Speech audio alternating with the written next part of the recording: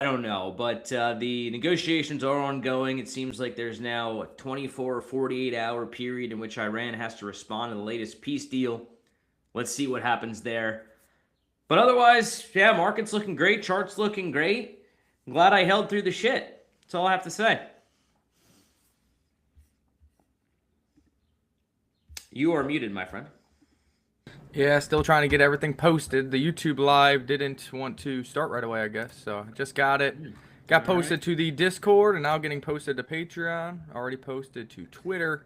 And we're going to see what's going on because really everything that we've been talking about has been what's happening. The grind higher, the price levels for not only Bitcoin, but also Ethereum, also oil, gold. All these things are starting to play out as we've been talking. And if you've been following around the last couple weeks, well, you either got long or you got out of your shorts, and you should be making some money.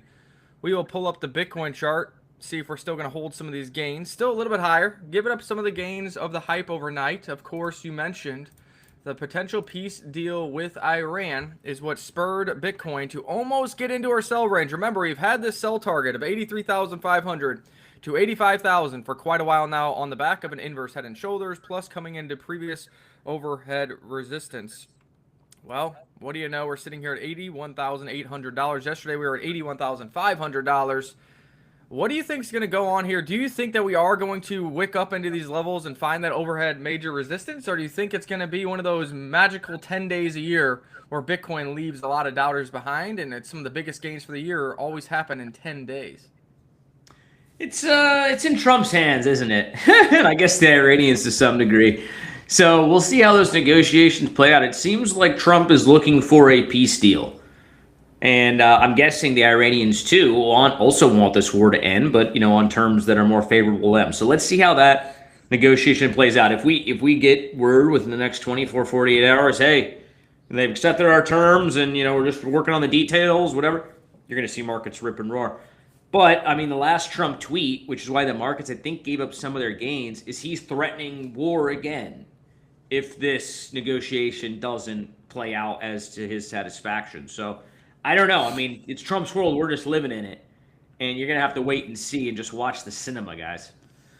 Yeah, obviously we've been telling you to be long on Bitcoin off the lows and after a higher sell and a buyback with this target of 83 to 85. So I think here is a time for hesitancy. We are high on the RSI but not overbought, or high on the technometer but not overbought. And you do have some volume coming in, which is good for the volume profile. You want to see volume coming in as price is moving higher. That shows you the bulls are in control and there's still liquidity in the markets.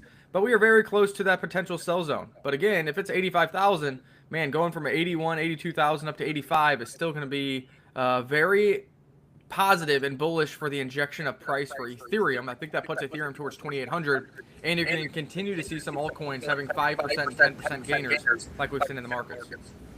People forget how quickly this asset class can move up. I mean, we've been conditioned now for 6 months, year, I don't know how long it's been, just beaten down. If you've been in alts, you're beaten down. You're down like 90%. You're just crushed. You're wrecked.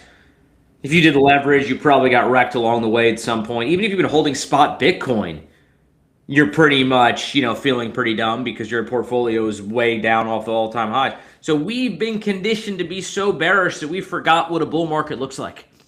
And we forgot how quickly this asset class can go up. Who remembers this time last year? ETH did like 100% gainer in a couple of months, basically. Starting, I believe it was around this time last year to August when it hit like 5,000. 3 or 4 months, guys. That's all it takes to do massive gains on some of your favorite cryptos. Forgetting the small caps, which those can go much higher, much faster. But even ETH could go up 100% in a month. Never forget it. Yeah, let's talk about some of these altcoins that we were talking about. Just in ZEC plus 100% in 30 days, alt season signal or not. Why does this sound interesting? Well, it was last week, about 7 or 8 days ago, when ZEC was showing some strength, and we talked about it. I brought it up. I said ZEC showing strength, XMR to follow, Zen to follow. Is privacy going to lead a mini alt season just like it did 6 months ago when the last time when these things ripped and roar? We kind of debated it. We saw what we were thinking. We know that the narrative of privacy is going to remain a big thing. You got a little bit of an echo on your microphone, Chris. No. And what do you know? Another week later, ZEC up 100%. Zen above 750 per token. XMR is still showing strength. So do you think the privacy sector is coming back alive? And why do you think privacy is catching a bid once again? Well, I mean, it's on the back of Zcash being so successful. It feels like a lot of the whales in the industry are coalescing around Zcash like they did last year. I mean, this is really just a replay of last year. Who remembers the Terra FUD kind of like February through April? Huh. Strange coincidental time frame similarity to this year's FUD, the Iran war, February through April. And then you had markets rip and roar following that, including Zcash leading the way for the privacy narrative, which I don't think is going anywhere. I mean, my general take on the privacy narrative is it's more of a narrative than it is a real thing. People don't care about privacy. They care about price go up, but here's a coin that's going up and, you know, other privacy coins are going to pump as a result. So if you got in Zcash a month ago, good for you. Hats off to you. I know a lot of big whales are in on it. Otherwise, maybe look for some lower caps in that sector because, yeah, it's going to be a popular sector this upcoming bull run, no doubt. Yeah, we're following it. We got talked about XMR when it was $375. It's now $421. That means we also talked about Zen when it was $5.66. It's up to $7.50. And then we all know that we just looked at Zcash. It's up 100% in the past 30 days. So the privacy sector staying relative, keeping the narrative alive. I think AI is another sector that is going to be hot in these markets. And we're going to see what else can pop up to make some gains. We're leading you to water, telling you Pengu is going to be a big IP play. And Pengu continues to show some strength here as well. It is nice just to have something to talk about, some green in the markets.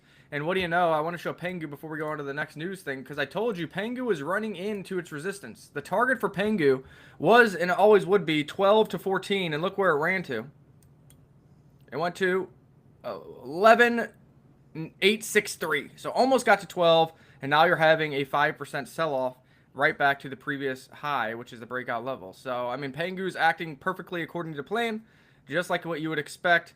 And now you would let Pengu dip. You would hopefully let it come back down, lose or add a zero once again if there's any weakness in the Bitcoin and Ethereum market. And that's when you need to get long. You can't wait for it down here. You can't be a bear and be like, oh, I'll wait for it to retest the lows. When the bull market is on, things don't retest the lows. They retest the previous breakout levels if you're lucky. And then you got to have the balls of steels to finally get long into something you like. Yeah, no, I mean, and that goes for all the assets that are running right now. If you guys are waiting for like full retracements to, I don't know, oh yeah, I'll buy when it's at 50%, when it dips 50%. You know, when it dumps back to where it was 2 months ago. Guys, it's not happening.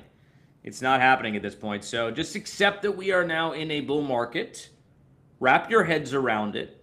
The faster you accept that and you internalize that, the better you will do. Do not fight these markets, guys. You will lose. You will lose. The bears are absolutely wrecked right now. I love to see it, man. My timeline is, there's no bears on the timeline. They're silent today. Right, and it's not, the bears have not flipped bulls yet. They're just silent. Disbelief, watching, waiting to see if the war wants to pick up, waiting to see, because again, there is major overhead resistance on Bitcoin at 83 to 85,000. And we can hit there, and we might have a 5% or 10% drawdown, and then the bears will be active once again. But again, if we're right, you don't get full retracements. You get healthy retracements back to support levels, and then you go higher once again, meaning next time you get to 83, 85, you go to 90. And then next time you get back to 100K, the 100K hats come on, and that's where you get FOMO. Amen. Amen. Yeah, no, people are discounting the probability of that happening, and I think it's a big mistake. But look, even if you think about the Bears' position right now, October's not that. If you thought the lows were coming in October, that's not really that far off at this point anyway. So at what point do you start to scale back in? I don't know, man, but I wouldn't be sidelined. I'd at least start DCing. A part of you has to just admit, okay, you know what? Maybe the bulls are right. Maybe super cycle's a thing. Maybe 4 years halving is dead. War is going to end. I'm just going to at least DCA. I'm going to be at least a little bit exposed to these markets. I think, to me, like, if you're a bear, that's probably the best option you have. If you're waiting for this mythical 40,000, you're going to be left behind. You're going to be FOMOing in at $110,000, $120,000 Bitcoin. And here we go. Bitcoin ETFs are buying again. US spot Bitcoin ETFs bought 467 million worth of Bitcoin yesterday. BlackRock ETF alone bought up 251 million worth of Bitcoin.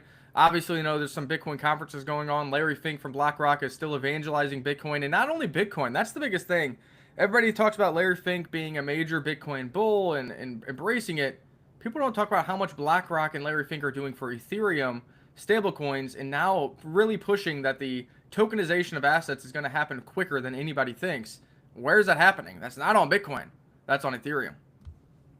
Yeah, happy to see the institutions stepping in, the ETF buyers stepping in. I don't think that slows down. I mean, again, what people have to understand is just how undervalued and tiny this asset class is relative to every other major asset class. Look at the S&P, look at NASDAQ, look at the Korean stock market. I mean, we're all-time highs everywhere, seemingly every day.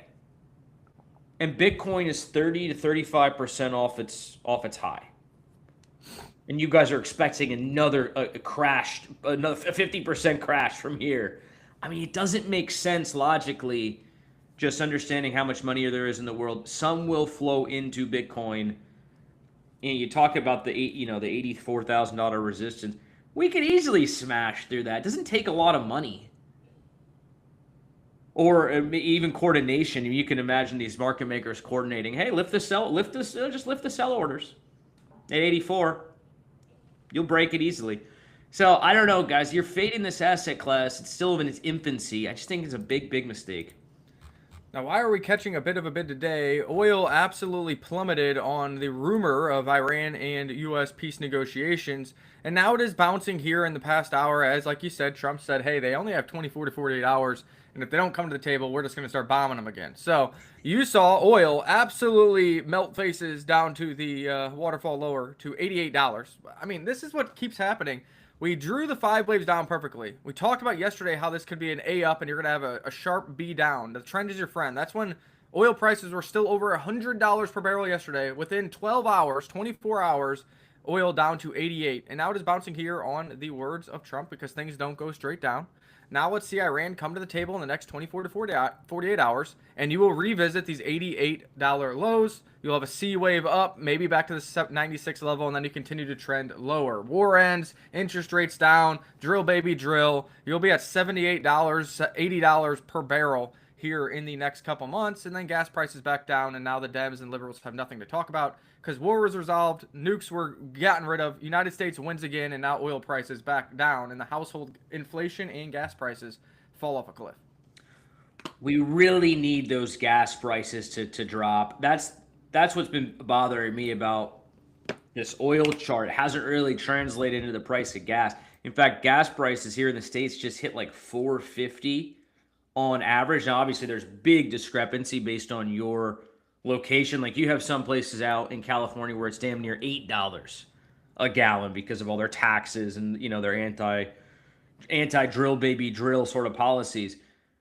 But $4.50 a gallon, I mean, we can't. That's not good for the economy if it persists for too much longer. So I guess it's another pressure point on Trump. The bond market's a pressure point. Oil market, gas prices, all reasons to cut a deal. And let's hope the Iranians come to the table with something reasonable. When oil drops, Bitcoin catches a bid. When gold consolidates or drops, Bitcoin also catches a bid. Gold catching a bit of a bid today, which is kind of interesting considering the peace deal negotiations. Bitcoin went up, oil went down, and gold is catching itself a bit, getting back in between the moving averages to 4,700 per ounce. Still well off the highs up here that we saw at $5,600 an ounce. Pretty crazy. We'll see how this goes. The trend is your friend, in my opinion. I think just like oil, we have 5 waves down incoming, which would put gold sub $4,000 per ounce for the first time in very, very many months. Yeah, I wonder what is accounting for the gold bounce today. Who knows? But I just think right now the play is risk assets. Okay? That's the move. Look at the stock market. Look at the NASDAQ. Look at these AI stocks. I mean, AMD is killing it. Micron. All these like AI plays are just going bananas. Bitcoin, best performing asset since the war started. Ethereum is probably not far behind. So I don't know. I just think right now the move is risk assets. If you're in gold, maybe time to rotate out, like you did very well over the past year. I think we're about to move to meme season. I know Roan would like that, wouldn't he? Well, I know Ronan here said, I would never shill aliens on ETH. That would be rude. A new all-time high for aliens today. Roan brought this to the private surf DAO quite a bit ago. So shout out to everybody in the surf DAO that took that by. We then brought it to the show, not once, not twice, but 3 times, including 2 days ago. And the thing keeps going higher. Now, it isn't one of those that we're like, hey guys, we're full porting, we're marketing them, we're buying. But we're still rooting for it because some of our community is buying. And we have talked about it on the show, and it continues to go higher. So shout out to Roan, starting to build back up that dry powder as Aliens goes to a new all-time high. Yeah, man, I'm happy to see the trenches heating up again. Not the Solana trenches; those are cooked. But the ETH trenches, where there's real like diamond-handed holders and believers, like I know Roan is. I'm so happy to see that.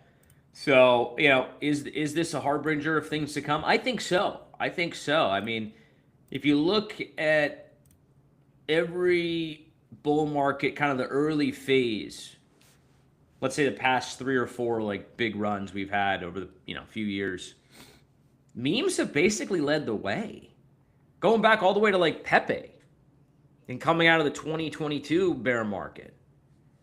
Pepe was kind of what brought everything back to life, arguably.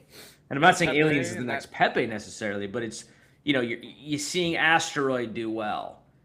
You're seeing, I don't know, a handful of these other memes do well. Pengu, we talk about a lot on this show, for example. I don't know. I think the fact you're seeing the memes come to life, it just gives me a lot of confidence that we have, in fact, turned a corner here on the market. Yeah, it looks pretty good. Yeah, Pepe really spurred everything, and then it rolled over into Mong. So we missed the Pepe run, but we got into the Mong, and then we got into all the other ones following that. So that's how it starts. You don't have to chase the first one.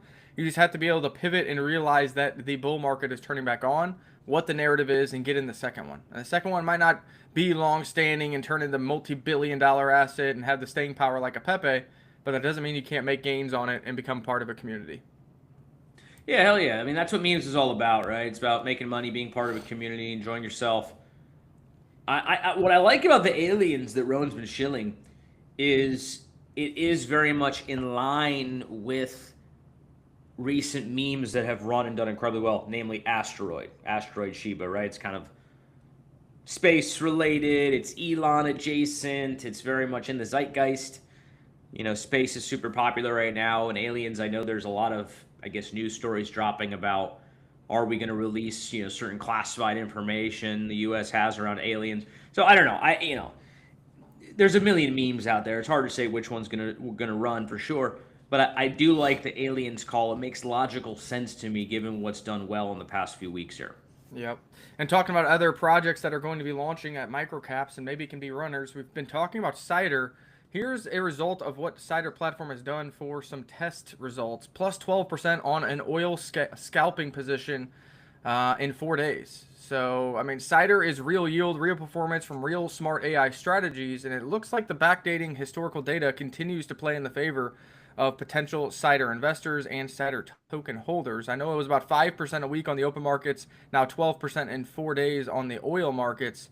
I mean, what do you make of Cider? What's the update? I know the raise is currently going on Pools Ventures, so if you want to get involved, you can invest 100% of your tokens at TGE at 450K market cap. It'll be launching around 770K market cap, we think in the middle of May, maybe the end of May. What are the updates there? Why should people get involved with Cider and Pools? Why should they look to use Cider's platform after launch? I mean, the proof is in the pudding, is it not? Like, look at the performance. This isn't testnet. This isn't like Fugazi money. This is actual mainnet money deployed onto the Cider trading protocol and generating real yield for early users. Now, they do have a cap on the amount you can invest into Cider, into the platform, I should say. I think it's like $100 capped right now. They're going to lift that cap pretty soon here, and you'll be able to invest 1,000, 10,000, 100,000 into this platform, and you can just envision the compounding returns if it's anywhere near this over a 1 or 2 year period. I mean, that's an incredible result. So I don't know. I mean, I think the proof is in the product, but then you look at the team, They're highly experienced. This is not their first rodeo. A bunch of their previous coins ran from like 0 to 30 million. And yeah, I mean, we're supporting it. It's other influencers, I'm sure, will come online. I believe they just announced their second launch pad today, which is Fjord Foundry, a very good launch pad as well, alongside pools. So yeah, I mean, I'm rooting for these guys. I think it's going to do extremely well. How many more days do they have to participate in the raise over at pools? So I believe today is the last of the called the whitelist round, which is for pools token holders, and then comes a short, first come first serve round, as it's known, which is open to anybody. I think that's either 1 or 2 days. So the pool sales all wrapping up pretty soon. Get in while you can. Otherwise, Ford Foundry is opening up, and then I think that's going to be it. I don't think they're doing more pads, and they should be launching, I think, here end of May. We'll see. That could be what spurs the momentum back to pre-sales, what spurs the momentum to Crypto Paradise getting some funding, and then what spurs momentum into us full porting some of that over to Pulse Chain and into the Surf token as well. Yeah, man, I'm excited for it. Like, it's been a brutal crypto winter, if you want to call it that. I don't know if that 6-month downtrend can be called a crypto winter, but it was not an easy bear market to deal with. And so I'm just very happy to see signs of life, altcoins coming back. Here comes privacy. Here comes memes. Here comes new products. Here comes pre-sales. Like, it all feels like it's coming back to life. And I'll tell you, this is, I mean, historically when we've made the most gains, actually, is in the beginning part of a bull run. So let's hope we're right on Cider. Let's hope Roan is right on aliens. Looks like there's some disclosure files dropping soon. Maybe that'll translate into some alien buy orders. I know it's just hit an all-time high. So I'm just happy to see the market coming back to life. Thank goodness. I mean, aliens are definitely real, and modern Egyptians definitely didn't build the pyramids, and they're definitely not tombs. So all the shit you learned in grade school in the history books, it's all fugazi, just so you know. Anyways, back to Bitcoin. You guys are watching too much Ancient Aliens on History Channel. Back to Bitcoin. Here you go. This was a little bit of FUD last night before Trump saved the day and created a green candle. Michael Saylor's strategy proposes using Bitcoin sales to fund dividends. Plan: accumulate with credit, let Bitcoin appreciate, then sell part to pay shareholders. What about never sell Bitcoin? I mean, we talked about how this was kind of always the plan with the new stretch. You buy a bunch of Bitcoin. At some point, you take profits if you need so to keep dividend payments up, dividend returns high, and that keeps fueling the machine. Meaning, if dividend yield is high, more people continue to trade stretch, you get more money, and then you could buy back some more Bitcoin.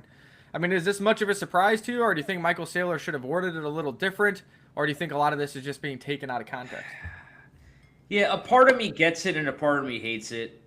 And the part of me that's sort of understanding is apparently he's looking to get stretch listed on like S&P 500 or something like that. And maybe there were some concerns about how the yield will be paid back and so on. And so he's kind of alleviating those concerns by saying, okay, if we need to, we can sell Bitcoin to continue to pay that yield, which logically makes sense. I mean, it was kind of unbelievable to assume that he could manage these really generous yield payouts without ever having to sell Bitcoin. So it wasn't super logical to assume that from the first point.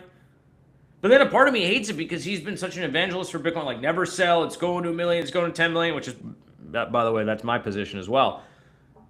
So it'd be like for me to turn around and just like dump my Bitcoin after I gone on the live stream for 2 years, 196 episodes of this thing and talking about how it's going to 1 million. Oh, no, never mind. I sold my Bitcoin. Like, what do you mean, dude? What happened to conviction? So I don't know. A part of me doesn't like it. A part of me gets it. Obviously, he has, other concerns. He's not just a simple holder. He's all these strange financial products built around Bitcoin, and there's other concerns that he has. But what was positive for me, I will say this, the market kind of just shrugged and price went up anyway. Well, because they've broken down that data too, and like you said, it's more of a if we need to, we can sell Bitcoin. So that's always there to sell. It's a liquid asset, right? You have Bitcoin strategic reserve. But they've broken down the numbers in the past, and they had like enough cash on hand and or revenue to keep dividends going. It was for a long period of time. It was like 1.5 to 3 years without ever needing additional financing or needing to sell Bitcoin. So this all can be a moot point if he keeps buying for the next year and a half, and then at that point they got to sell some Bitcoin. Well, that's probably the start of the next bear market anyway. So I don't know. I'll worry about that in a year and a half from now. Until then, let them keep buying billions. Let these ETFs keep buying hundreds of millions per week. And, let's sell at 244K Bitcoin before Michael Saylor sells it at 250K. I don't know.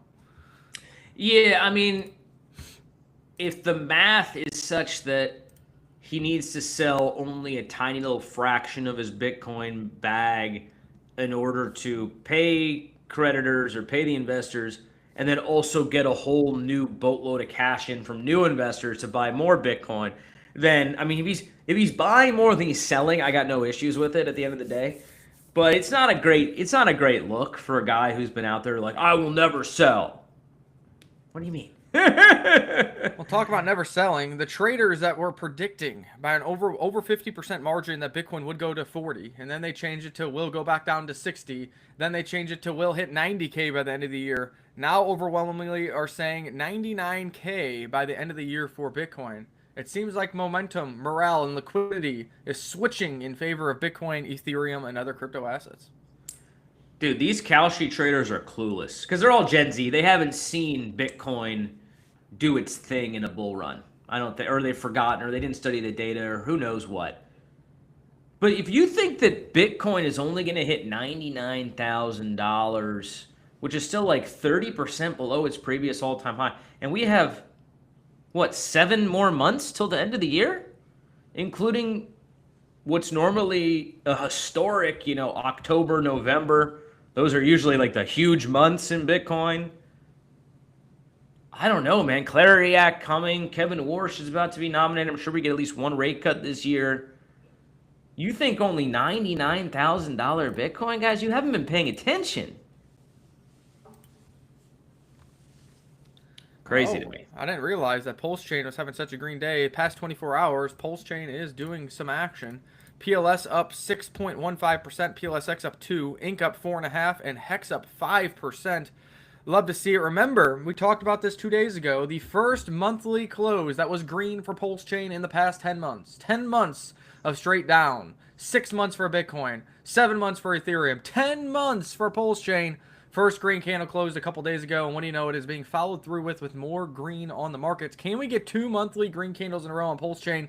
Does that mean that the low is in for Surf and PTGC, which are going to be high flyers due to their deflationary token economics when this machine turns back on? Yeah, I mean, this is very encouraging to see. Hopefully some of the whales in the Pulse Chain community can decide to not sell for once. That'd be nice. Maybe buy some.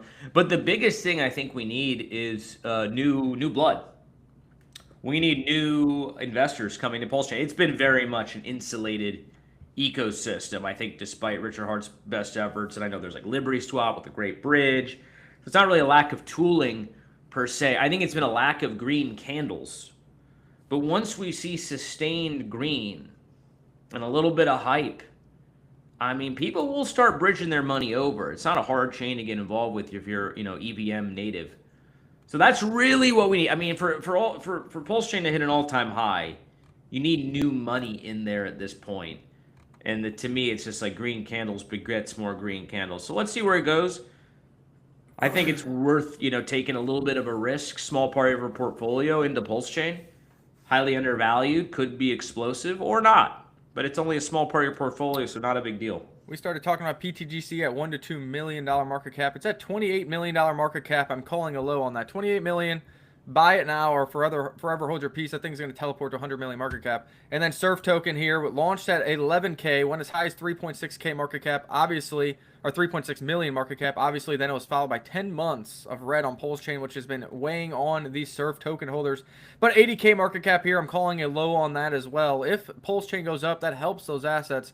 But also, don't forget those assets have DAO money, have revenue coming in that is used for buy and burns that will spur some green candles. So 28 million on PTGC, 80K on Surf. I mean, if you've been waiting and you missed the whole ride, you missed all this passive income for all these months, this is the low in my opinion. Yeah, I mean, if you think about Surf for a bit, we have the DAO. There's 84 members in the DAO last I checked. each are holding 200,000 or more surf, creating kind of a floor, I would think, on the price. And then you add the auto buy-in burns, the auto buybacks, the auto distributions. Every time there's a buy or sell, you get a little bit extra surf. So I just think the token economics and the utility, plus you add the DAO, you add Crypto Paradise to the mix. We're talking about surf on the regular. Once we get some buys and new blood coming into Pulse Chain, I think you're going to see people interested in surf again. Oh, you're muted, by the way. I agree. I was trying to take a peek here at the dashboard to see what kind of burn statistics we have, just so I could see what the circulating supply is or how much of this token has been burnt, because we haven't looked at this in a while. It's still averaging quite a bit. So the one burn address alone has 4% of the supply already burned, but that's only the one dead address. So we need to go in here and add up all the burn addresses and see what percentage of the total supply of surf has already been burnt forever out of existence. Not to mention, like you said, the holders of 200,000 or more, if you go below that, you get kicked out of the DAO, so that kind of creates a floor. And then, of course, the other large sum of tokens, especially at these prices, is in the liquidity pools when it comes to surf. I mean, I think it's like maybe 15 to 20% of the total supply is in liquidity pools, various ones with PLS, PLSX, PTGC, Hex, Inc., and the list goes on. So, I mean, there is not a lot of surf floating around, and at such a small market cap, it just takes a couple green candles out of Pulse Chain, onboard a couple new holders of surf into the DAO, and then, of course, Crypto Paradise putting some revenue that it earns as the market turns back on into buys and burns, and that thing is off to the races. Yeah, man, excited for all that to come to fruition. I mean, who remembers when we first launched Surf? Pulse Chain was catching a little bit of a bid at that time. I think it was like around this time last year. Surf may be about 1 year old now, if I'm not mistaken. I feel like it was launched in May of last year. It was. And the market, went on a pretty big run, including Pulse Chain, from May up until what? Really the end of the October. That's when we saw the big crash, right? Right. So I mean, you can definitely envision if we start to see ETH creep back up $3,000, Pulse Chain's green again, Bitcoin's 90,000+ going back toward the 100. We could easily see alt seasons across numerous chains. So that's what I'm rooting on. That's what I'm counting on and rooting for, I should say. Let's see if it comes to fruition this year. And this will help us. Another institutional player dumping money into Bitcoin. 1.9 trillion asset manager Morgan Stanley is rolling out crypto trading on its E-Trade platform with 8.6 million users. E-Trade is kind of like our generation. It's not the boomer generation, uses Schwab, whatever. It's not the Gen Zs that got on Robinhood. E-Trade kind of came around when we first started investing. I never really used E-Trade, but I remember seeing commercials like when I was in college and graduating college, and it's still kicking. Apparently 8.6 million users. Morgan Stanley will keep fees at a 0.5% for each transaction, lower than Coinbase, lower than Robinhood, and lower than other competitors. Trillions will enter crypto soon. Do you think this is a big deal, no deal, or what? Or you think people are going to exodus from Coinbase to start using E-Trade? No, I think it's a huge deal. I mean, does this mean every single one of their 8.6 million users are going to start up on crypto? No. But I think this is the start of basically every brokerage now offering crypto. You're going to see it across every brokerage. By the way, I had an E-Trade account. I moved money out of there into one of my other accounts because it only had like a little bit. But I had an E-Trade. So, I mean, E-Trade's like near and dear to my heart. I think I opened that up, like 15 years ago, right? When I was just like fresh out of law school. So in any event, I think it is a big deal. You get a fraction, even 10% of these people is, oh, okay, I can buy in now. It's easy for me. I don't have to worry about figuring out Coinbase or Robinhood. I already have my account over here. But the bigger thing I think is that this is going to spur on every other brokerage. They're all going to be offering crypto, guys, in the next few years. It's just inevitable. Right, and some people are like, well, it's already offered. Why isn't Bitcoin going to the moon? The thing is, it's about accessibility and the ability to garner liquidity when FOMO comes. This is why in 2017, anything that got listed on Coinbase was the play and made you a shit ton of money.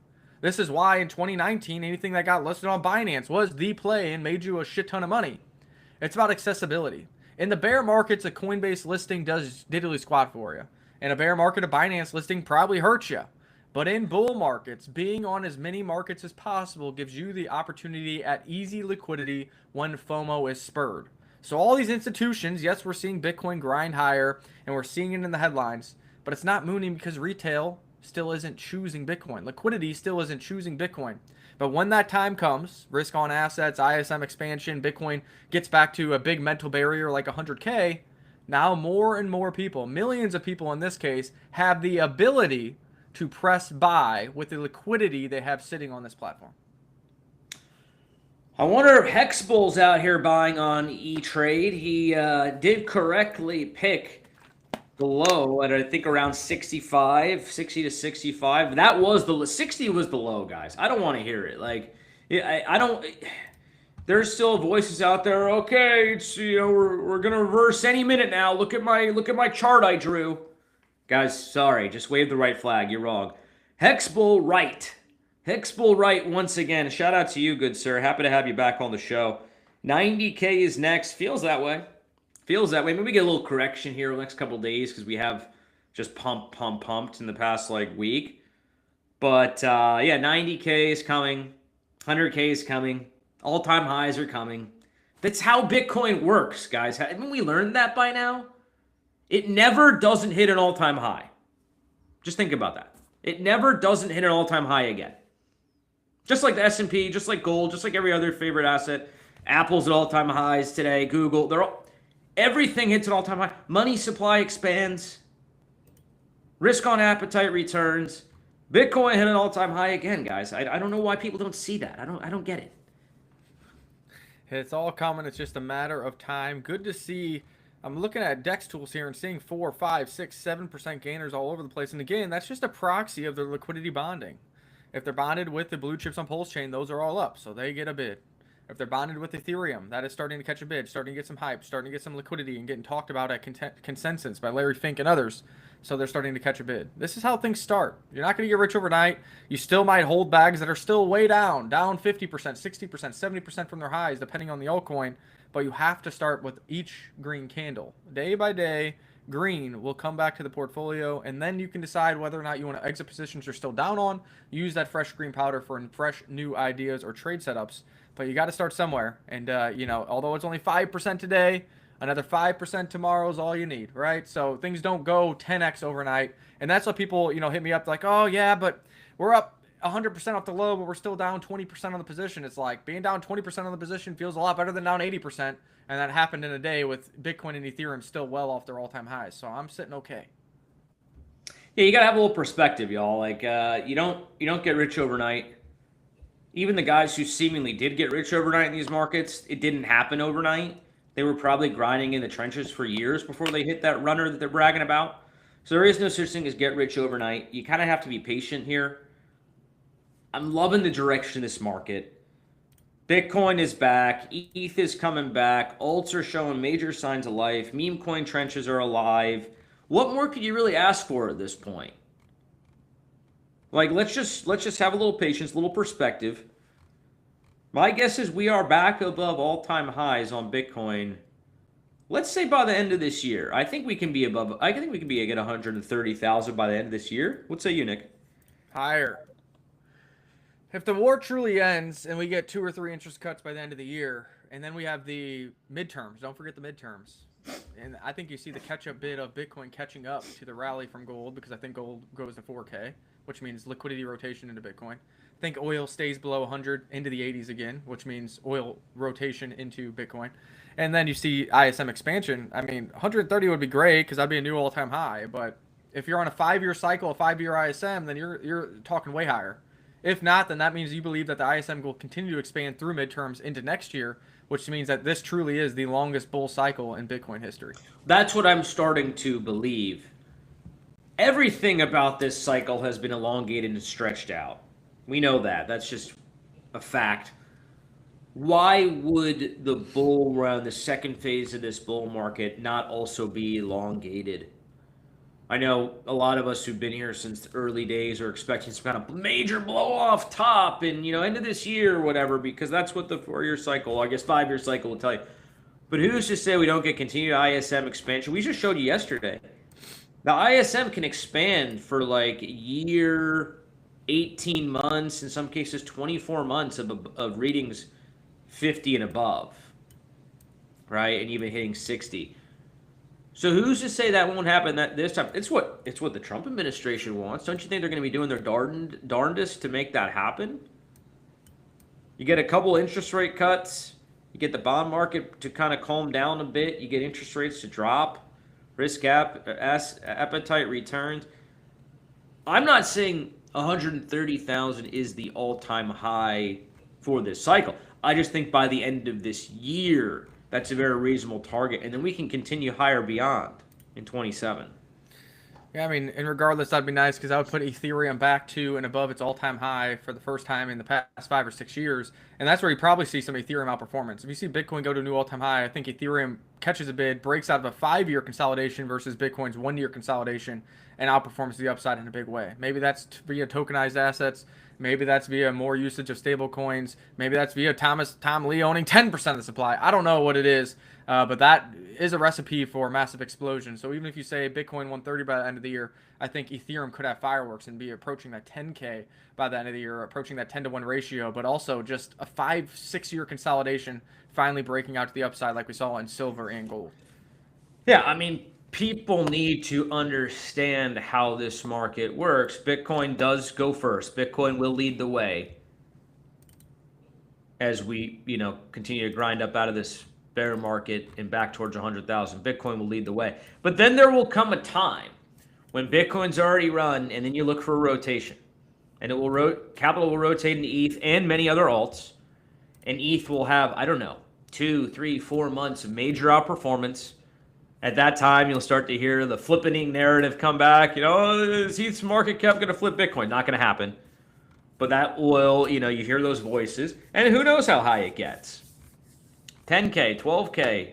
We'll see, man. But it's all happening, y'all. It's all happening. And if you look at the prices today, can you not help but think, man, we're still massively undervalued. Even after this big run, we're sitting at $82,000, $83,000 Bitcoin. Yeah, we've kind of gone through all the news. The big story is just going to be watching what happens over the next 48 hours with the Iran war. Obviously, it's directly impacting oil prices, which is directly impacting Bitcoin prices as well. We saw a massive drop in oil prices overnight to $88 per barrel. It has since rallied back to 95, sitting in between the two moving averages, and really at a moment of uncertainty right here for oil prices. Again, we've been predicting 5 waves down, which we had. We completed an A wave up, and we're looking at a B wave down, which would put you back into the 80s. We had a wick down to 88, but I don't think that's done for oil. And especially if the war subsided, you're going to see oil rapidly back into the 80s, just like we called it off the 120 high as well. I mean, here's prediction for what's going to happen over the next few days. Look, Trump wants to make a deal. We know that. He really doesn't want to go back to war. I think if he does go back to war, he's going to get congressional approval. It's a big mess. So I don't think the bombs start dropping again. We put a deal on the table. We know they're going to come back with something that's not quite exactly what we want. My guess is we just accept it at that point. As long as there's something about nukes in there, whether it's, okay, we're having inspectors be able to come in, okay, we're promising, less, we're not going to enrich as much. There's got to be something on the nukes. So that's been the whole thing. We can't really, walk away from this with no progress made on nukes. What was the point then? So as long as there's something there, I think we then lift sanctions, open up the Strait of Hormuz. Hopefully the Iranians don't, abuse their position of power over there and start to extract, millions per tanker that goes through. But let's see. So my prediction is we get a deal. We get a deal on this Iran war. Trump wants it. Politically, people in the U.S., we are pretty much sick and tired of expensive gas. I know as prima donna as that sounds, literally there's innocent people in the streets of Iran getting slaughtered by the regime, and here we are complaining about, our gas price went up a little bit. But we're little bitches over here in the U.S., so that's just what it is. Politically, this is not a popular war. So I think Trump wants out. Let's hope the Iranians also want out. So that's my prediction. We get a resolution. We get a true, peace deal in place. And then the markets are really going to fly, guys. If you think just because S&P is at all-time highs, it can't go higher, You haven't been paying attention to these financial markets in the past 100 years, have you? Oh my goodness. So what do you, Nick, before we jump off, do you think my prediction is correct and that Trump is going to end this war in the next 24 to 48 hours? I hope this is the final deal. I think he wants to. I think he already did it, 2 weeks ago. He had the deal he liked. He's like, fine, we'll do it. It's more just who's in charge in Iran right now? Are they dumb enough to do something? Is some random radical going to break the peace deal for not only Iran and U.S., but really for the entire Middle East? That's the question in my book. Trump wants the deal. I think Trump already had a deal in his mind, thought it was done when we sent J.D. Vance there 2 weeks ago. In his head, it was over. I'm moving on to Clarity Act, midterms, oil price go down.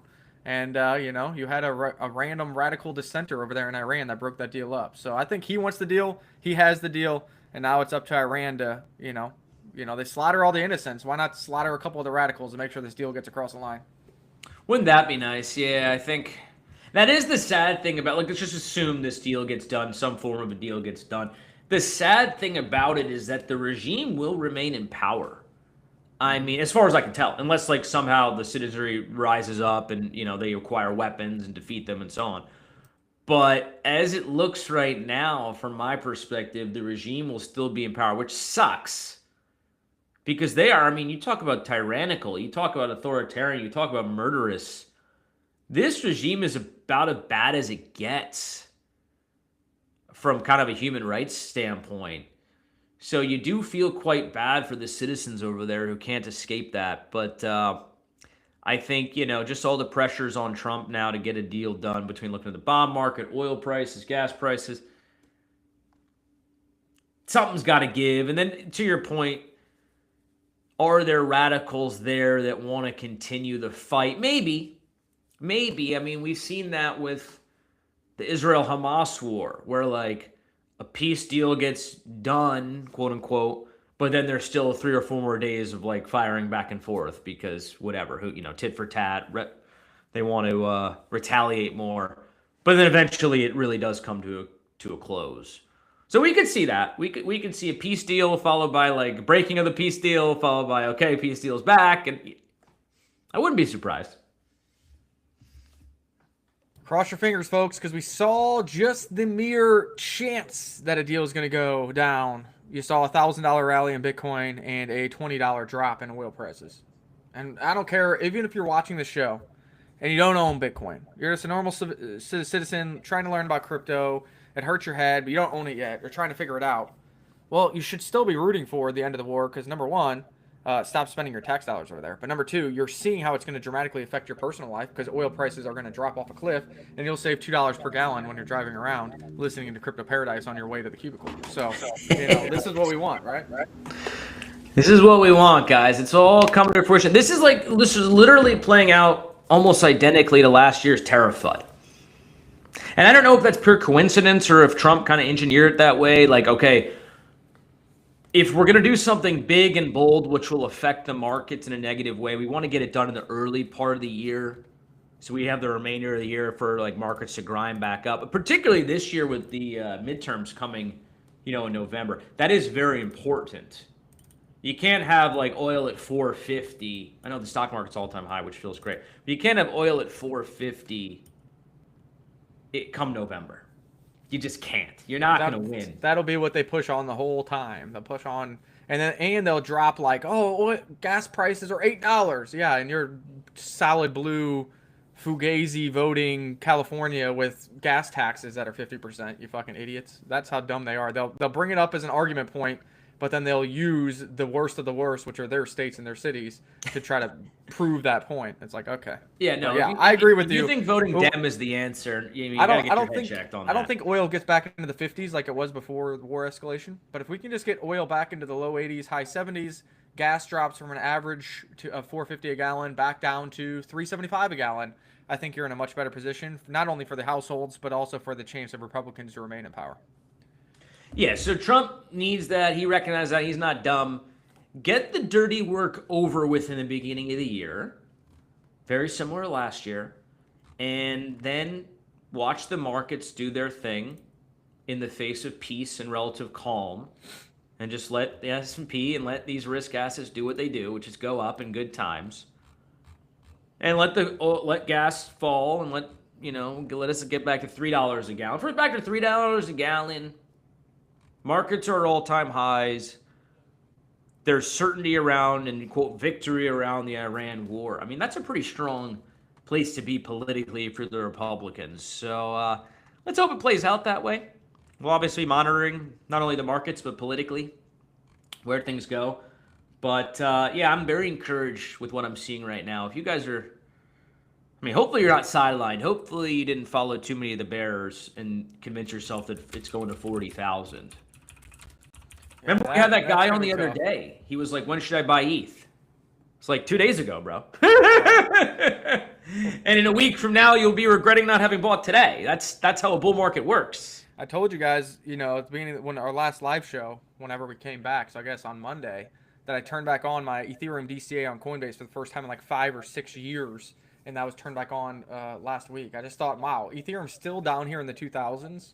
Why am I not going to put some kind of DCA into place to try to get some more Ethereum on the way up? And, every week it's doing a DCA. So now another week, another buy with Ethereum still sub 3,000. And if I'm sitting here preaching 10,000, 22,000, whatever, although income hasn't been as good when it comes to crypto markets, it's like I still can scrounge up some money to have that auto weekly DCA and get into Ethereum before it does a 3x, 4x, 5x here over the next course of the year. So that's the play. My DCA is back on for the first time in years on Coinbase. I was looking at the data on there. It's like, holy shit. I used to use Coinbase exclusively when I got started. In the past couple cycles, barely even touched it unless I'm cashing out.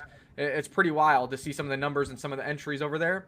But also the DCAs I had on forever turned off when we went more into DeFi, more into MetaMask. And the DCA was yield being generated from DeFi.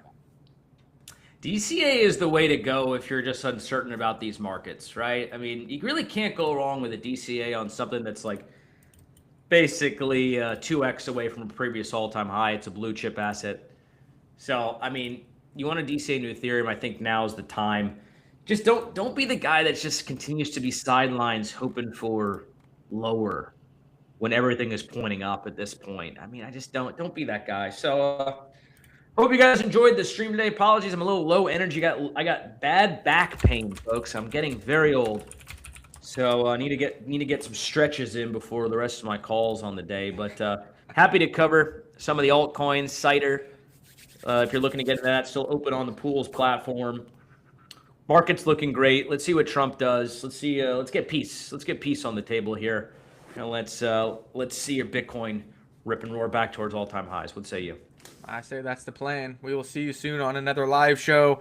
And let's see if our overhead resistances turn into be resistances or if it's just going to be butter and Bitcoin and Ethereum want to surprise all the traders and get a big God candle. I vote for butter. Straight to 90K.